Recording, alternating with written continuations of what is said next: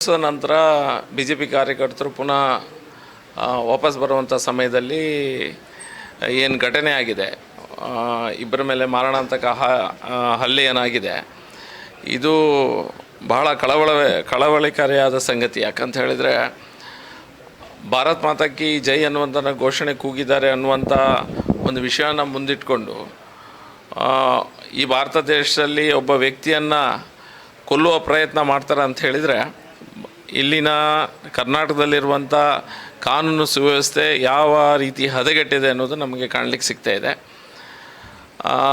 ಸಿದ್ದರಾಮಯ್ಯವರ ಸರ್ಕಾರ ಬಂದಾಗ ನಾವು ಎಷ್ಟು ಇದನ್ನು ರಾಜಕೀಯವಾಗಿ ನೋಡಬಾರ್ದು ಅನ್ನುವಂಥ ಪ್ರಯತ್ನ ಮಾಡಿದರೂ ಸಹ ಇದು ಸ್ಟೇಟ್ ಸ್ಪಾನ್ಸರ್ಡ್ ಜಿಹಾದಿಸಮ್ ಅಂತ ಹೇಳಿದ್ರೆ ಖಂಡಿತ ತಪ್ಪಾಗಲಿಕ್ಕಿಲ್ಲ. ಯಾವಾಗ ಎಲ್ಲ ಭಾಷಣದಲ್ಲಿ ಸಹ ಇವರು ನಾವೆಲ್ಲರೂ ಸಹ ಬಂಧುತ್ವದಲ್ಲಿ ಇರಬೇಕು, ಸೋದರತ್ವದಲ್ಲಿ ಇರಬೇಕು ಅನ್ನುವಂಥನ್ನು ಹೇಳ್ತಾ ಇರ್ತಾರೆ. ಆದರೆ ತಾರತಮ್ಯ ಮಾಡುವ ನೀತಿ ಏನಿದೆ ಇವರು ಬಿಟ್ಟುಕೊಡ್ತಾ ಇಲ್ಲ. ಇದನ್ನೆಲ್ಲ ನೋಡಿದರೆ ಹಿಂದೂ ಸಮಾಜದ ಹಿಂದೂಗಳಿಗೆ ಕಾನೂನನ್ನು ನೀವೇ ತೆಗೆದುಕೊಳ್ಳಿ ಅನ್ನುವಂಥ ಒಂದು ಸೂಚನೆಯನ್ನು ಸರ್ಕಾರ ಕೊಟ್ಟ ಹಾಗೆ ಕಂಡುಬರ್ತದೆ.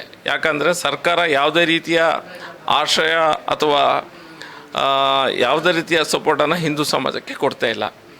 ತುಷ್ಟೀಕರಣ ನೀತಿಯನ್ನು ಮುಂದಿಟ್ಟುಕೊಂಡು ವೋಟ್ ಬ್ಯಾಂಕ್ ರಾಜಕೀಯವನ್ನು ಮಾಡೋದನ್ನು ಬಿಟ್ಟರೆ ಸಿದ್ದರಾಮಯ್ಯ ಸರ್ಕಾರ ಯಾವುದೇ ರೀತಿಯ ಒಳ್ಳೆಯ ರೀತಿಯ ಕೆಲಸಗಳು ನಮ್ಮ ಕರ್ನಾಟಕ ರಾಜ್ಯದಲ್ಲಿ ಆಗ್ತಾಯಿಲ್ಲ.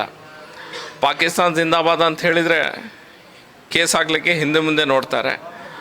ಭಾರತ್ ಮಾತಾ ಕಿ ಜೈ ಅಂತ ಹೇಳಿದರೆ ನಿಮ್ಮ ಮೇಲೆ ಮಾರಣಾಂತಿಕ ಹಲ್ಲೆ ಮಾಡುವಂಥ ವ್ಯಕ್ತಿಗಳು, ಅವರಿಗೆ ಪ್ರೋತ್ಸಾಹ ಕೊಡುವಂಥ ಸರ್ಕಾರ, ಇದನ್ನೆಲ್ಲ ನೋಡಿದರೆ ಕಾನೂನು ಸುವ್ಯವಸ್ಥೆ ಸಂಪೂರ್ಣವಾಗಿ ಹದಗೆಟ್ಟಿದ್ದು ನಮಗೆ ಕಂಡುಬರ್ತದೆ.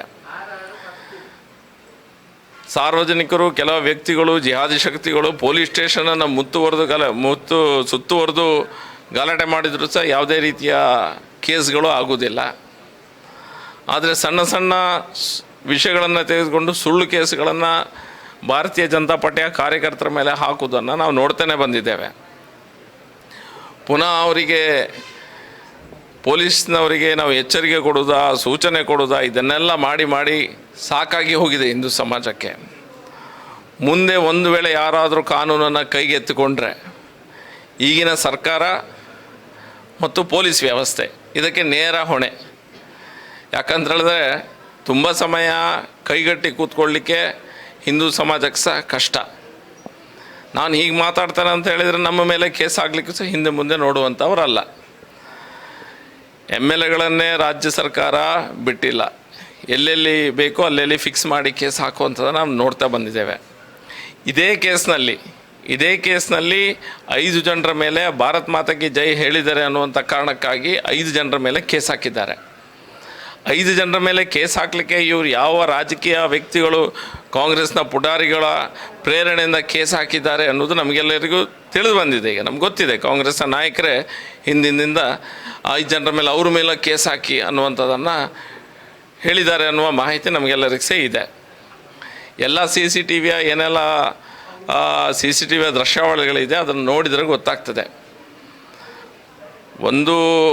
3 ಜನ ಯುವಕರು ವಿಜಯೋತ್ಸವ ನಂತರ ಅವರು ಅಲ್ಲಿ ಹಂಸನ್ನು ದಾಟಿ ಮೇಲೆ ಹೋಗುತ್ತಿರುವಂಥ ಸಮಯದಲ್ಲಿ ಅವರಷ್ಟಿಗೆ ಭಾರತ್ ಮಾತಾ ಕಿ ಜೈ ಅನ್ನೋದು ಘೋಷಣೆ ಕೂಗಿದ್ದಾರೆ ವಿನಾ ಎಲ್ಲಿ ಸಹ ಪ್ರಚೋದನಕಾರಿ ಘೋಷಣೆ ಕೂಗಿದ್ದಾರೆ ಅನ್ನುವಂಥದ್ದನ್ನು ಪೊಲೀಸರು ಹೇಳ್ತಾ ಇದ್ದಾರೆ.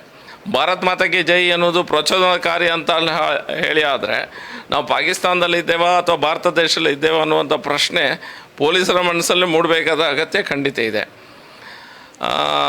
ಅದಕ್ಕಾಗಿ ಪುನಃ ನಾನು ಪೊಲೀಸರಿಗೆ ಎಚ್ಚರಿಕೆ ಕೊಡೋದಾ, ಸರಿಯಾದ ಇನ್ವೆಸ್ಟಿಗೇಷನ್ ಮಾಡಿ ಇದನ್ನೆಲ್ಲ ಹೇಳಿ ನೋಡ್ತಾನೆ ಕೂತಿದ್ದೇವೆ. ಪ್ರತಿ ಸರಿ ಘಟನೆ ಆದಾಗ ನಾವು ಅವರಿಗೆ ಎಚ್ಚರಿಕೆ ಕೊಡೋದು, ಅವ್ರ ಮನಸ್ಸಿಗೆ ಬಂದಂತೆ ಮಾಡೋದು ನಡೀತಾನೆ ಇದೆ. ಮುಂದೆ ಆಗುವಂಥ ಯಾವುದೇ ಅನಾಹುತಗಳೇನಾದರೆ ಪೊಲೀಸ್ ಇಲಾಖೆ ಮತ್ತು ಸರ್ಕಾರ ನೇರ ಹೊಣೆ. ಏನಾಗ್ತದೆ, ಏನು ಬಿಡ್ತದೆ ಅನ್ನೋದು ಅವರ ಕೈಯಲ್ಲೇ ಇದೆ. ಅವರೇ ಈ ರೀತಿ ಉತ್ತೇಜನವನ್ನು ಎಲ್ಲೋ ಒಂದು ಕಡೆ ರಾಜಕೀಯವನ್ನು ಮಾಡಲಿಕ್ಕಾಗದೆ ಅಥವಾ ರಾಜ್ಯ ಸರ್ಕಾರವನ್ನು ಸರಿಯಾಗಿ ನಡೆಸಲಿಕ್ಕಾಗದೆ ಜನರ ಮನಸ್ಸನ್ನು ಬೇರೆ ಕಡೆ ಡಿಸ್ಟ್ರಾಕ್ಷನ್ ಮಾಡಲಿಕ್ಕಾಗಿ ಇಂಥ ಶಕ್ತಿಗಳಿಗೆ ಅವರು ಎಲ್ಲೋ ಒಂದು ಕಡೆ ಹಿಂದಿಂದ ಪ್ರಚೋದನೆ ಕೊಡ್ತಾ ಇದ್ದಾರೆ ಅನ್ನುವಂಥ ಸಹ ನಮಗೆ ಗುಮಾನಿ ಇದೆ.